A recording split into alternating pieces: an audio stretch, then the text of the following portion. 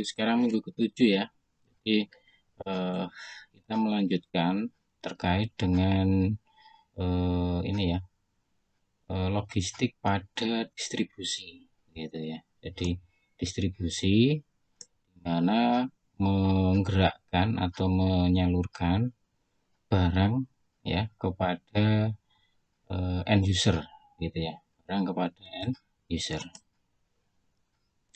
Nanti kita ada contoh ya. Jadi dengan menggunakan distribution recurrent planning ya, dengan matrix savingnya, dan juga nanti kita bisa menggunakan namanya metode jaringan gitu, network ya, atau nama lainnya kalau di dalam riset operasional 2 ya, itu namanya dynamic programming gitu ya. Nanti ada filenya. Kita akan gunakan kalau yang nomor 2 ini kita gunakan POM-QM ya, POM-QM ya. Ini dynamic programming method ya. Kita mencoba untuk memahami ya, kenapa kita harus merencanakan distribusi gitu ya. Nah, ini ya. Ini yang harus dipahami kenapa gitu. Karena begini, pendistribusian itu kalau jumlahnya banyak ya, terus frekuensinya juga banyak, tempat tujuannya juga banyak ya. Nah, di situ seringkali tidak terkoordinasi dengan baik, sehingga nanti efeknya pasti kepada semua permintaan ya itu menjadi kacau, tidak terkontrol. Ya. Ada yang mungkin kelebihan, ada yang kekurangan gitu ya. Nah, itu salah satu latar belakangnya ya. Mengapa kita harus merencanakan, menjadwalkan ya. Nah, kemudian kalau tidak terkendali, tidak terkontrol ya, maka dampaknya otomatis kepada biayanya, biaya distribusinya gitu. Otomatis biaya distribusinya menjadi bertambah gitu. Perusahaan. Nah, tadi sudah dijelaskan di awal bagaimana kita mencoba mengelola distribusi barang ya. Ya, tadi ada yang namanya di sini metode distribution requirement planning matrix, dan yang kedua nanti kita bisa menggunakan metode network ini, metode dynamic programming di sini. Nah, ini mungkin sudah kita sempat pelajari ya. Programming network ini di tapi kita nanti ulas lagi. Ya. Oke, ini ya manfaatnya otomatis intinya adalah biaya. Ya. Jadi perencanaan penjadwalan pada distribusi itu ujung-ujungnya adalah supaya biayanya tidak membengkak. Biayanya paling optimal yang minimum. Sebagai contoh begini ya, kita coba dengan menggunakan contoh ya. Jadi di sini ada perusahaan dengan produknya adalah kimia ya, bahan-bahan kimia begitu. Nah, dia mau memasok, mendistribusikan barangnya di Pulau Jawa, begitu, ya. Oke. Nah, kemudian ada beberapa informasi yang harus kita dapatkan dalam membuat perencanaan dan penjadwalan distribusi. Jadi datanya yang pertama yang harus kita dapatkan adalah pertama data permintaan. Nah, kita harapkan data permintaannya itu 1 tahun ya, 1 tahun. Misalnya di sini 2010 ya, 2010. Ini saya sudah kopikan ya, misalnya begini. Ini data permintaan ya, dalam bulan ya, 1 tahun misalnya di sini. Ini ya, jadi pertama kita harus mendapatkan parameter datanya. Pertama permintaan ya, permintaan selama 1 tahun. Kenapa 1 tahun? Supaya memberikan gambaran utuh ya, misalnya begitu. Misalnya di sini satuannya bulan, boleh minggu boleh ya, dalam week dalam bulan boleh. Kalau dalam itu tambah lebih jelas ya, detail. Nah, ini dalam bulan. 3 produk HCl, NaOH, HAH2SO4, klorida, natrium sulfat ya nggak salah ya. Ini asam sulfat ya, H2SO4. Nah, ya, dengan jumlahnya ini ya. Ini dalam kilo ya, nggak salah dalam kilogram. Nah, ini yang kita dapatkan data permintaannya. Kemudian biaya simpan. Nah, kita juga harus mengetahui data biaya simpan ya, biaya simpan dari 3 produk tadi. Ini ya, data biaya simpan. Ini nanti saya sharekan juga ya, karena ini kemarin kan belum. Nah, misalnya di sini biaya simpan. Cara ngitungnya biaya simpan di sini ya tentunya ada ada berapa persen dari harga begitu ya biasanya ya. Kenapa? Karena terkait dengan penyusutan biasanya dalam 1 tahun. Misalnya harga produknya sekian ya untuk masing-masing produk. Nah, kemudian biaya simpannya berapa persennya begitu dari sini. Ini mungkin ada konsep tertentu ya, tetapi intinya biaya simpan itu adalah berapa persen dari biaya produknya. Ini ya, dapatkan asam sulfat sekian, HCl, OH sekian, total biaya simpan sekian. Ini per unit ya, per unit.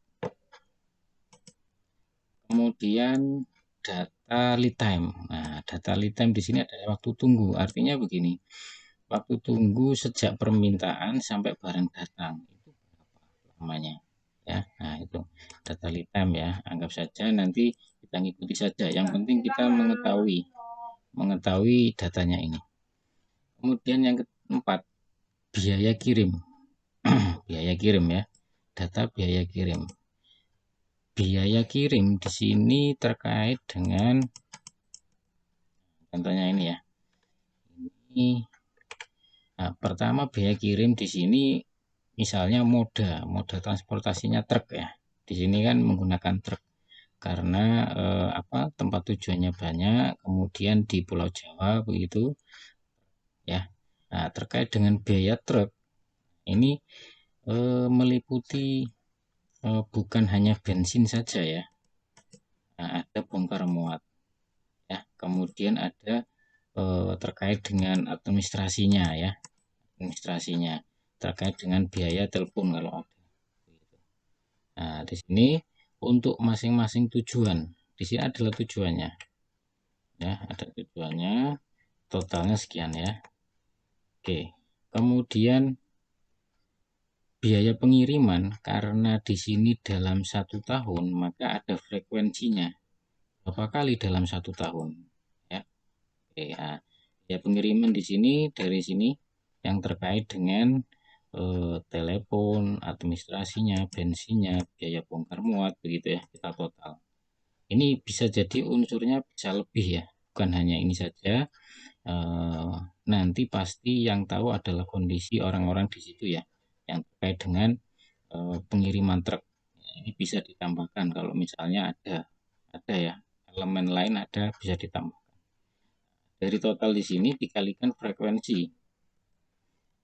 Misal ini tujuannya ke Jakarta, iya.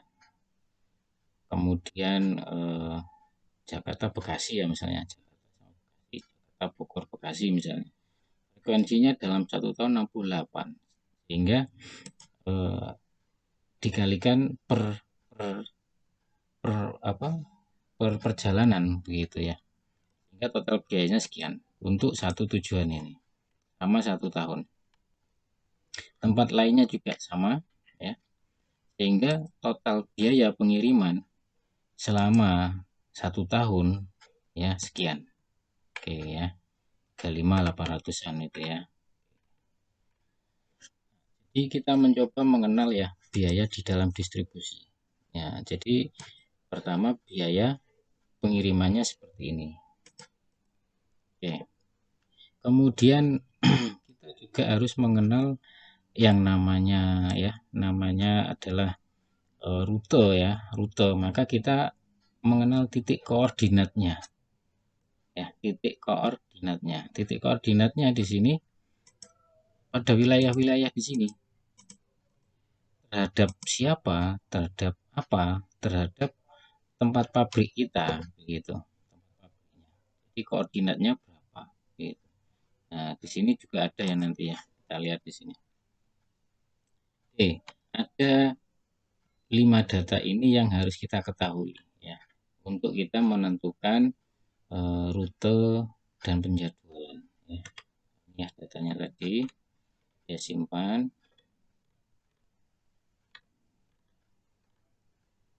Ya, ini contohnya.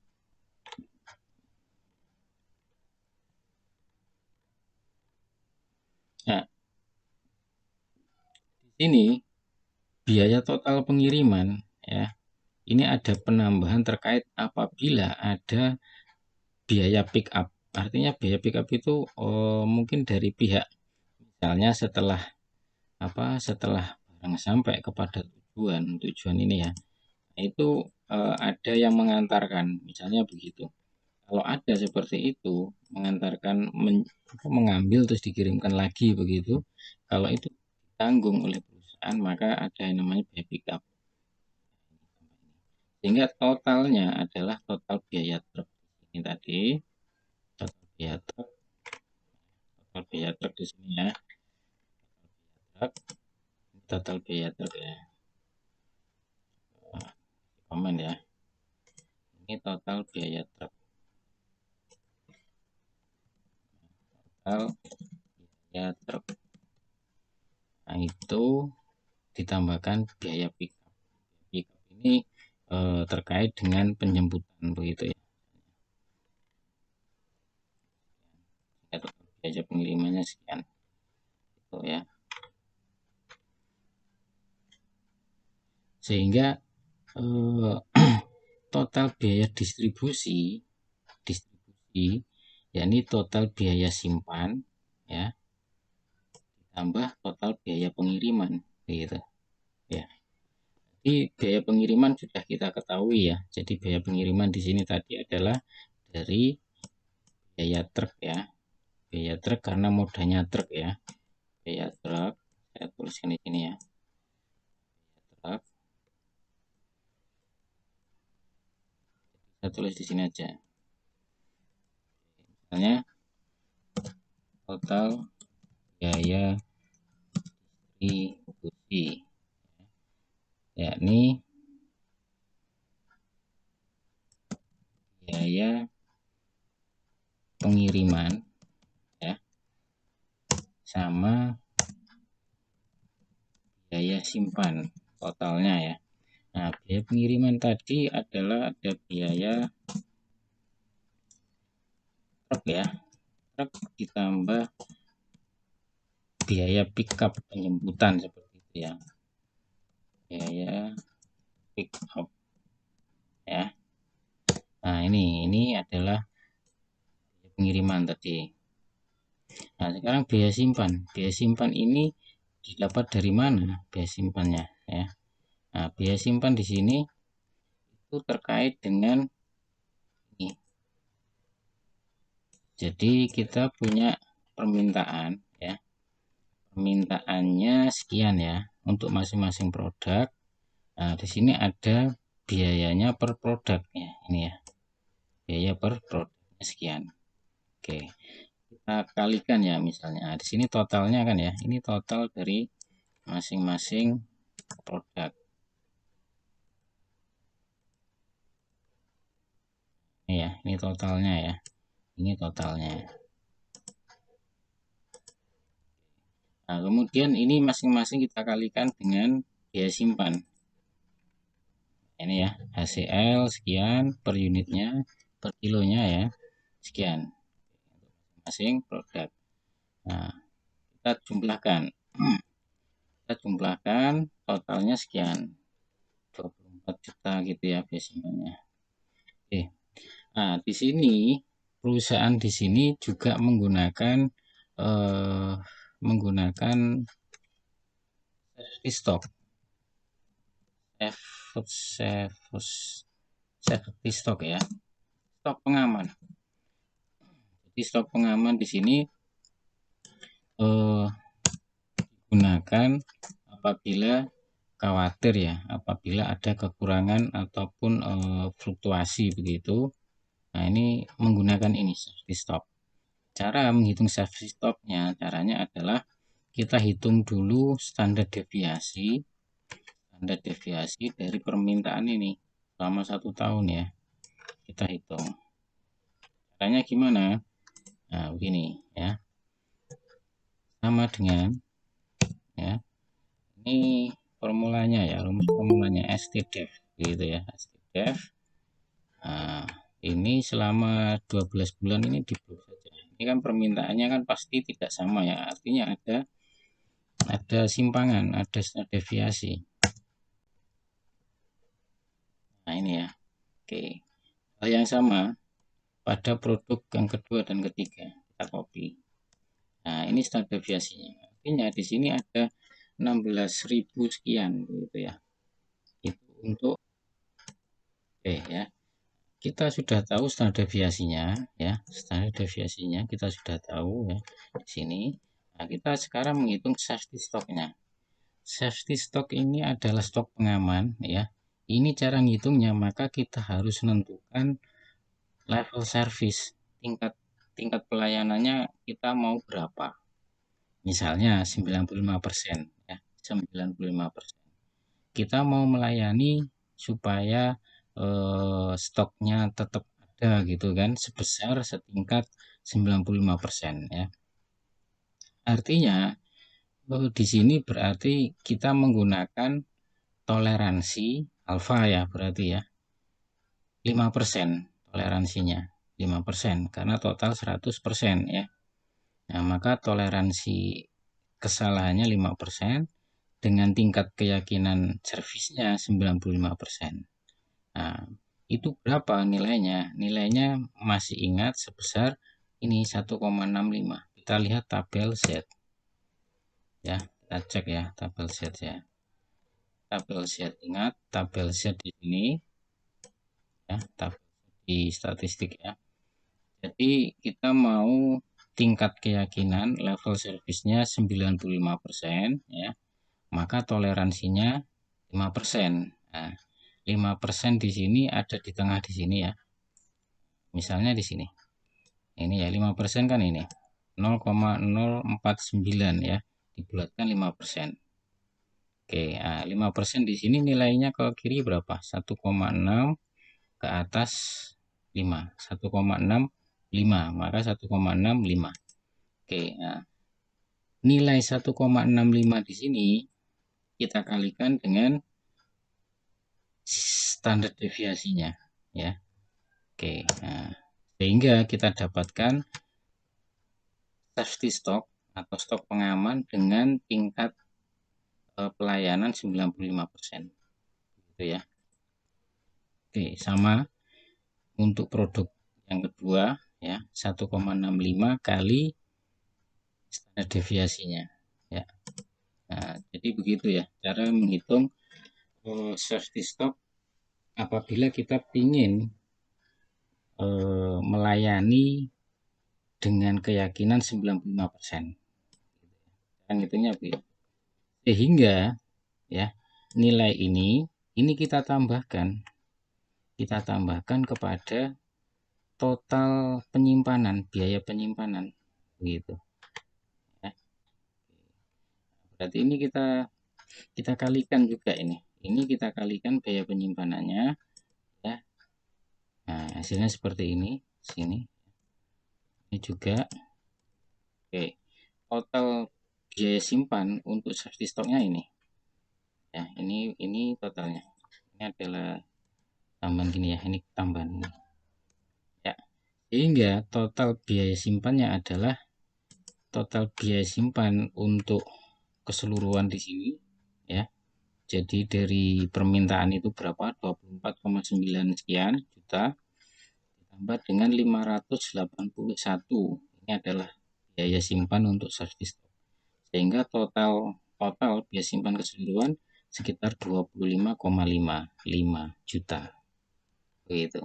Nah, sehingga kita bisa menghitung biaya simpannya tadi di sini berasal dari biaya simpan permintaan ya. Jadi maksudnya produknya ya, produk permintaan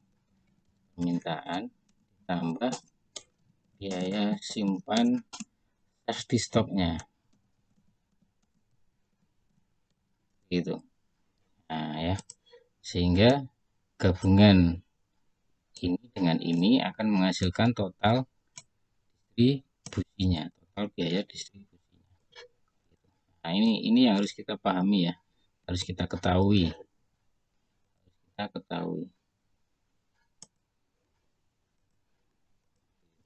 Ini konsepnya ya, ini konsepnya. Baik, sampai di sini ada pertanyaan. Kembali lagi, total biaya distribusi itu biaya simpan keseluruhan ditambah biaya pengiriman. Nah, sekian. Ya. Nah, kemudian, nah ini jadi ada konsep tambahan begitu ya, dengan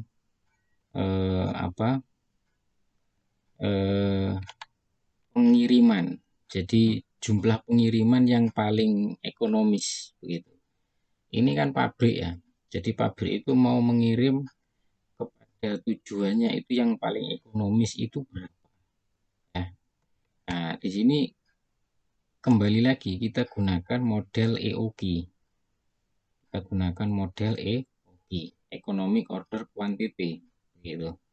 Ya. Nah, Economic Order Quantity itu apabila koefisien variasi permintaannya itu kurang dari 0,25, kita gunakan ini. Tetapi kalau misalnya koefisien variasi permintaan dari produk tersebut dari 0,25, maka kita gunakan metode lain namanya DLS. Ya. Jadi ini tambahan konsep baru. Masih ingat bahwa EOQ ini ya itu paling pas kalau digunakan pada kondisi dengan asumsi yang relatif stabil. Jadi asumsinya relatif stabil. Kalau kondisinya variasi permintaannya itu relatif stabil, koefisien variasinya kecil begitu. Artinya kan asumsi stabil ya. Relatif stabil ya, nggak ada yang memang 100% stabil, itu nggak ada. Jadi relatif stabil. Nah, apabila koefisien variasinya kurang dari 0,25. Cara ngitungnya bagaimana? Ini adalah koefisien, ini adalah permintaan ya, demand ya. Demand pada bulan 1 dikuadratkan, bulan 2 dikuadratkan, dan seterusnya ya. Kemudian dijumlahkan. Dibagi dengan jumlahan demand-nya dikuadratkan. Kemudian dikurangi 1. Coba kita cek ya. Kita punya data di sini. Anggap saja ini kita mau ngecek produknya HCL, koefisien variasinya berapa? Misalnya ya sini ya, koefisien variasi HCL ya. Oke. Saya set lagi. Berarti ini kuadrat ya, HCL misalnya HCL kuadrat. Nah begini. Ya. Oke.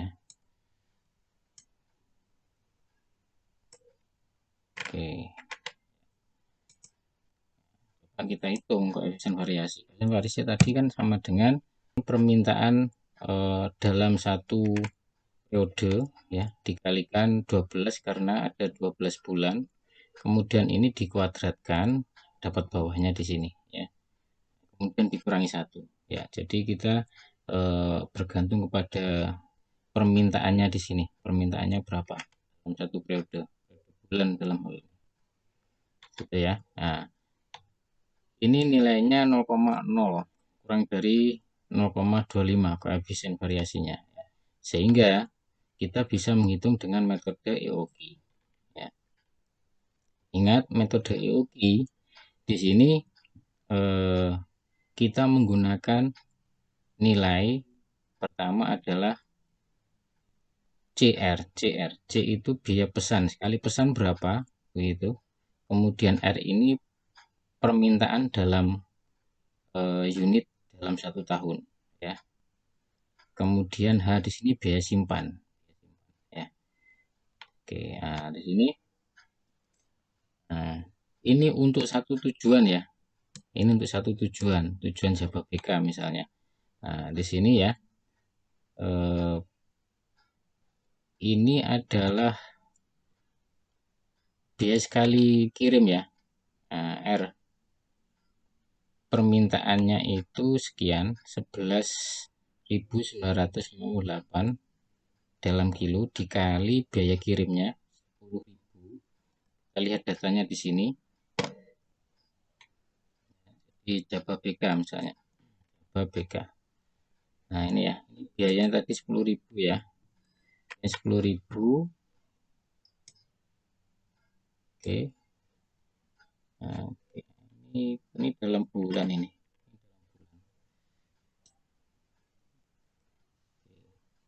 Ini biaya kirim ya, ini biaya kirimnya. Dari sini ya.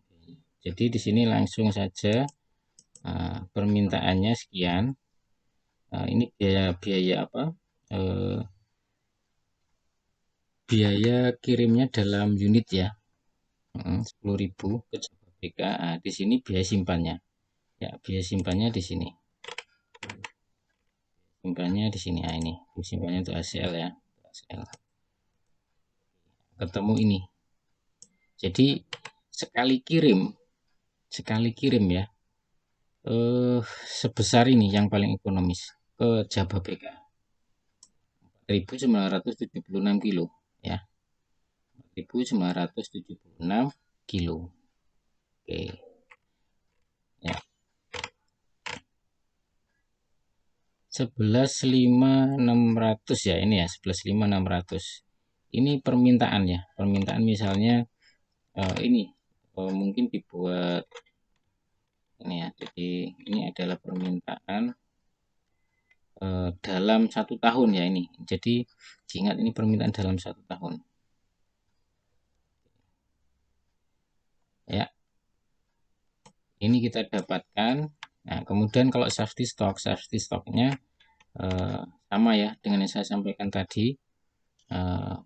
Variasinya berapa dari 12 bulan tadi, kemudian dikalikan tingkat service levelnya 1,65. Nah, sehingga stoknya sekian 9.058. Ini ke satu tempat ya, satu tujuan saja. Oke. Nah, sehingga nilai EOQ ini satu contoh tadi ya, dihitung secara keseluruhan ya berarti dalam satu pengiriman begitu ya, dalam satu pengiriman ada safety stocknya, ada yang memang dibutuhkan begitu ya. Safety stock ini dibuat atau ditentukan buat apa ya, tadi kalau misalnya pengirimannya tidak tidak teratur, tidak bisa stabil, tidak bisa konstan, maka ada pengamannya di sini. Dengan pengamannya di sini maka menjamin produksi atau menjamin barang itu tidak kosong ya. Maka dilakukan safety stock. Safety stock semakin besar itu berarti semakin deviasi atau ketidakpastiannya semakin besar sebenarnya ya. Kita lihat di sini. Misalnya pada wilayah tertentu ya, itu ada yang besar, lebih besar dari jumlah EOQ-nya.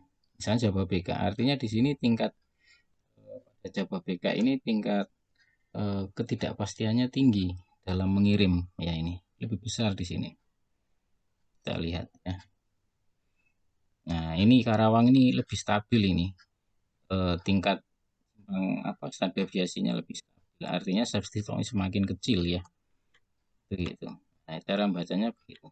Penting dari metode ini adalah pertama kita tahu mengenai pertama 5 data tadi ya yang dibutuhkan. Pertama adalah data permintaannya, kemudian data simpan, kemudian data biaya pengiriman, data lead time ya, kemudian data satunya data ini ya, distribusi, data biaya distribusi gitu. Bagaimana kita menentukan rute ya, rute. Jadi ini ada berapa tempat ya? 1, 2, 3, 4, 5, 6, 7, 8, 9, 10, 11, 12, 14, 15 tempat ya. Setelah kita menghitung ya biaya distribusinya gitu masing-masing tujuan, maka kita juga harus menentukan, tentunya kita harus gunakan koordinat. Jadi koordinat untuk masing-masing tempat. Kita dapatkan dari mana nilai koordinat ini? Nilai koordinat ini kita dapatkan dari kalau sekarang ya Google Map gitu ya. Google Map misalnya pusatnya di sini ya. Pusatnya di sini. Dengan koordinat titiknya X, Y gitu ya. Tujuannya misalnya kemana saja, Bekasi ya, Tangerang ya, Jakarta dan sebagainya. Dengan koordinat ini ya, koordinatnya ini. Oke, kemudian kita tentukan jarak. Nah, matrik jarak. Kita menentukan matrik jaraknya ya, dengan menggunakan rumus ini. Masih ingat rumus ini ya, rumus jarak ya. Jadi ada dua titik ya, dua titik di sini sama titiknya di sini ya. Nah, berarti di sini kan ada X1 1, Y1 kan gitu. Ini ada X2 ya, Y2 ya kan. Nah, kita bisa menghitung jaraknya di sini. Ini berapa jaraknya gitu kan. Nah, rumusnya ini ya, rumusnya ini. D itu distance ya. Sebagai contoh, misalnya jarak gudang dengan Jababeka ya. Berarti di sini adalah titik koordinatnya gudang ya. Ini titik koordinat gudang ya. Ini gudang. Nah, berarti ini kan titik koordinatnya Jababeka. Jababeka. Itu ya. Setelah kita hitung ya, kita dapatkan jaraknya sekian 0,4. Maka kita masukkan ke sini 0,4 di sini ya, gudang dengan Jababeka. Itu seterusnya gudang dengan ini Hyundai ya. Ini tempat ini. Berapa jaraknya? Itu perhitungannya seperti ini. Kalau kita menggunakan network ya, metode network. Ingat, metode network ini sudah kita pernah pelajari sebelumnya. Salah satunya ada rute terpendek, shortest route. Kemudian ada minimum spanning tree. Ya, artinya apa? Di sini rute yang paling minimum, tetapi semua jaringannya, semua titik ya itu terlewati. Gitu. Nanti kita cek pada file yang kedua. Kemudian ada maksimum flow. Maksimum flow di sini adalah bagaimana kita mengirimkan secara kapasitas maksimum gitu. Jadi kita membawa barang itu optimal yang kita bawa. Nah itu lebih maksimum flow. Oke, kita cek ya. Kita coba masuk pada file yang kedua. Ini ya metode jaringan di sini ada 3 hal sini ya. Coba kita lihat ya. Lihat ada shortest route, ada minimum spanning tree, ada maximum flow. Ingat ya, kenapa disebut metode jaringan atau network ya, atau dynamic programming. Nah, di sini jaringannya di sini untuk mempermudah. Jadi jaringannya di sini adalah gambarannya suatu tempat gitu ya, suatu kota ya. Nah, sebuah titik atau node ini dihubungkan oleh anak panah gitu ya, anak panah atau busur ya. Oke, nah di sini sebenarnya adalah suatu apa ya, pendekatan ya, pendekatan yang logis begitu, suatu pendekatan pemikiran yang logis. Jadi berupa lintasan-lintasan, jadi antara titik-titik, antara jaringan-jaringan node ini sebuah lintasan ya. Jadi ada dua elemen ya dari model network jaringan di sini. Pertama tentunya anak panah sama titik ya, lingkaran atau node begitu.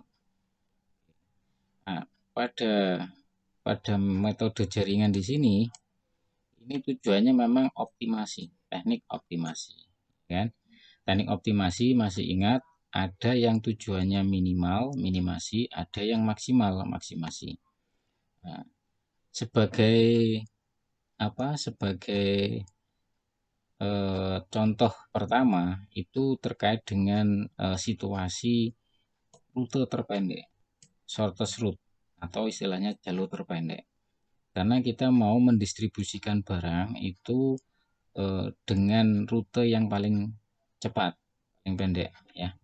Nah, ini tujuannya adalah titik asal pada tujuan di sini paling pendek begitu. Nah, maka kasus di sini ini kita bisa selesaikan dengan jalur terpendek. Kemudian ada lagi kasus apabila jalur terpendek ya, tetapi semua titik, semua wilayah, semua node itu kita hubungkan, kita harus hubungkan. Jadi kita tidak bisa melewati suatu titik tertentu. Kita harus menghubungkannya semua titik dalam jaringan itu, tetapi dengan jalur yang pendek, jalur yang paling terpendek. Nah, kalau seperti ini maka kasusnya disebut minimum spanning tree. Kemudian ada maksimum flow. Jadi kasus maksimum flow yakni kapasitas maksimum suatu jaringan untuk mengalirkan ya dari titik awal ke titik akhir. Jadi titik awal sama titik akhir kita ini membawa dengan muatan istilahnya ya, kapasitas muatan yang paling maksimal, yang maksimum gitu ya. Jadi kita membawanya itu tidak sekedar membawa tetapi sebisanya dengan maksimum dari titik awal kepada akhir. Maka disebut ini kasus yang maksimum flow. Ya, kemudian yang keempat ini tambahan, ada istilahnya kasus traveling salesman problem. Ya, nah kalau seperti ini maka perjalanan itu ya dari ujung awal ya, ada ujung awal, kemudian sampai kepada ujung akhir ya. Oke. Nah, ini kembali lagi setelah dari ujung akhir itu kembali lagi ke ujung awal ya. Tetapi tidak boleh ke tempat yang sama begitu.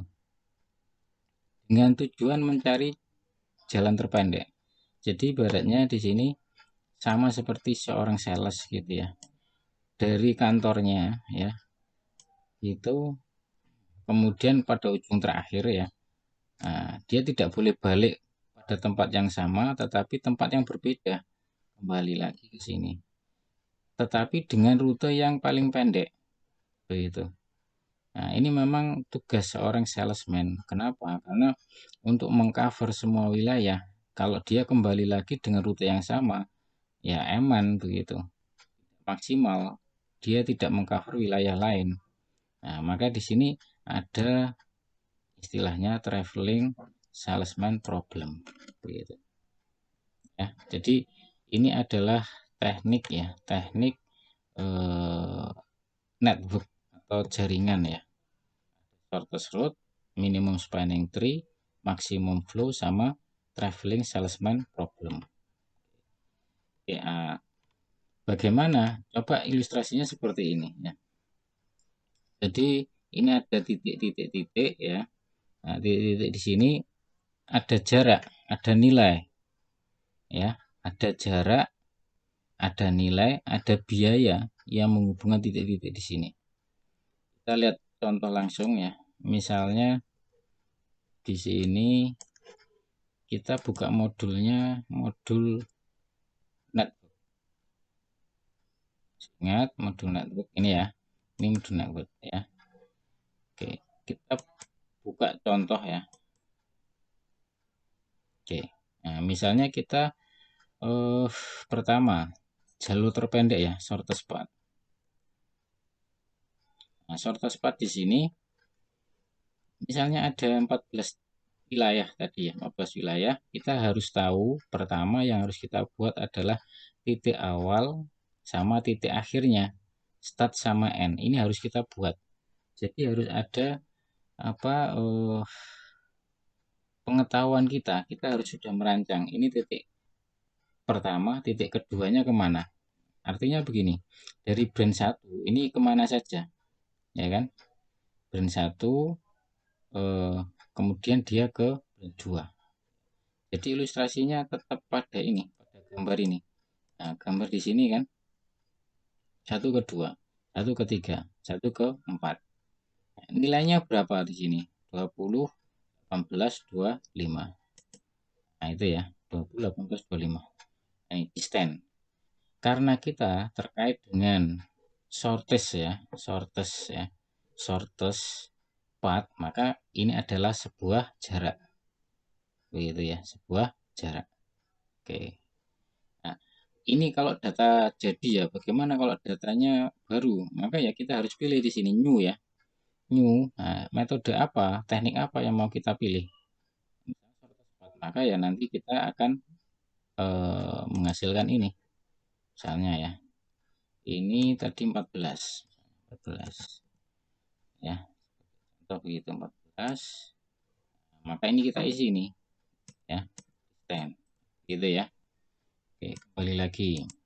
Kita buka data yang sama tadi. Oke, nah ini. Oke, ini setelah kita dapatkan langsung saja solve. Solve. Ini dapatkan rutenya di sini. Rutenya pertama adalah dari 2 ya. Dari 2 kemudian 8, 12, 14.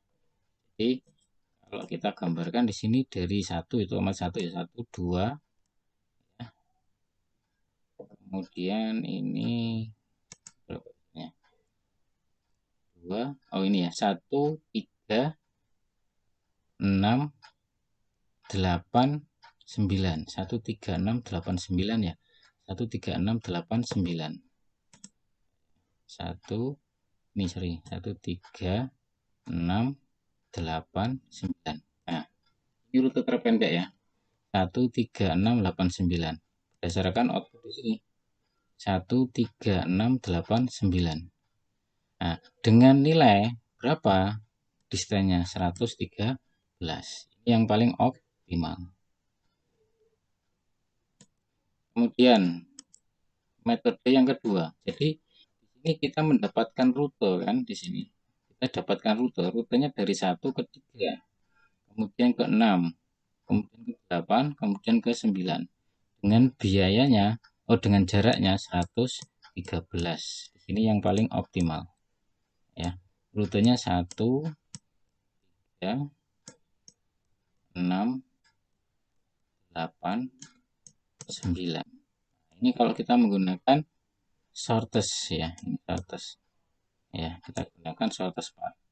Kalau misalnya kita gunakan kasus lain ya, jadi ini disesuaikan dengan kasusnya. Misalnya ada kasus yang kedua, misalnya kasusnya adalah minimum spanning tree. Oke. Minimum spanning tree di sini ini terkait dengan tadi menghubungkan titik-titik ya, tetapi dengan biaya yang kecil. Maka di sini adalah cost di sini biaya ya, cost ya. Maka seperti itu. Di sini cost. Untuk start sama end di sini untuk masing-masing titik di sini tetap harus dibuat. Ya, di sini ya. Nah, di sini outputnya seperti ini. Ada Y ini berarti terpilih ya, yes. Dengan biaya yang paling minimum tentunya. Ya. Ya, maka rutenya gini 1 3 ya. Kemudian 1 2 3 ya. Ini ya rutenya ya. Terus kemudian 25 5 ya, kemudian ada 6, kemudian ada 7, ada 8, ada 9. Begitu. Jadi menghubungkan banyak titik bisanya ya. 1 3 5 bisanya ya. Nah, tapi dengan biaya yang paling rendah. Begitu. Ya. Jadi 1 3 ada 2 3 juga 1. Jadi begini 1 3 2 begini ya. 1 3 2. Coba saya kasih warna lain. Ini ya.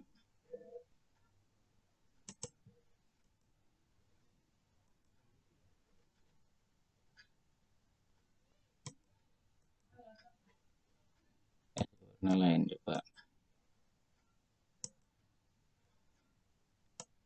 Nah, ini ya 1, kemudian 3 di sini, 3 2. Jadi dia menghubungkan banyak. 1 2 3, kemudian ada 5, kemudian ada 4. Ya, ada 5 ya. Di sini ada dari 4, di sini ada 4 ya. 4 oke sini. 4. Kemudian ada 36. Ya, ada 36. 6. Kemudian ada 57 ya. Nah, 57 di sini. 57. Kemudian ada 68.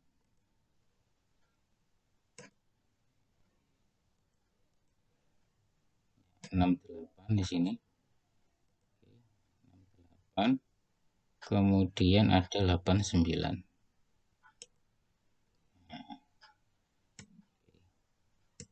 Jadi ini terhubung di sini.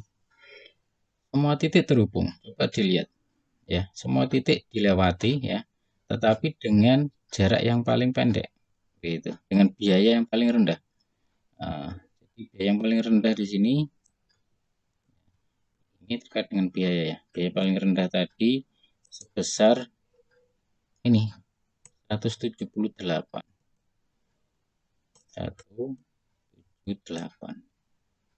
Nah, jadi bedanya spanning tree dengan shortest path pertama adalah terkait ya dengan tema kasus. Kalau spanning tree ini terkait biaya, shortest path terkait dengan jarak.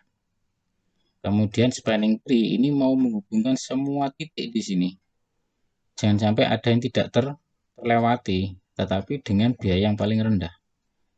Bagaimana rutenya? Ya tadi, rutenya adalah pertama 1 ke 3. Yes ya. Kemudian 2 ke 3. Kemudian 2 ke 5. Begitu. Kemudian 3 ke 4 dan seterusnya. Oke. Kemudian kasus yang ketiga, maksimal flow. Coba kita lihat maksimal flow. Oke, maksimal flow. Ya, kita lihat di sini maksimal flow di sini tetap ya. Di sini ada start, ada end. Kemudian ini parameternya terkait dengan capacity. Capacity atau mungkin daya tampung ya yang di yang dapat dibawa. Ini memang misalnya pendistribusian berarti daya tampung yang bisa dikirimkan ataupun tempat tujuan begitu. Satu daya tampungnya berapa. Nah, maka di sini kasusnya yang cocok adalah maksimal flow begitu. Nah, oke, di sini nilai. Jadi yang mau kita distribusikan ya kepada brand 1 dengan kapasiti 20 sekian 18 ya 18 25 kan. Jadi brand 1 sampai brand 14 itu kapasitinya sekian. Nah, aliran muatan yang bisa kita berikan di sini brand 1 18 dan seterusnya. Gitu. Oke, nah ini totalnya sebesar 61 maksimal flow-nya. Gitu. Jadi gambaran untuk metode jaringan di sini kalau untuk maksimal flow ini terkait dengan kapasiti yang diberikan ya. Berapa yang paling optimal? Saya cukupkan.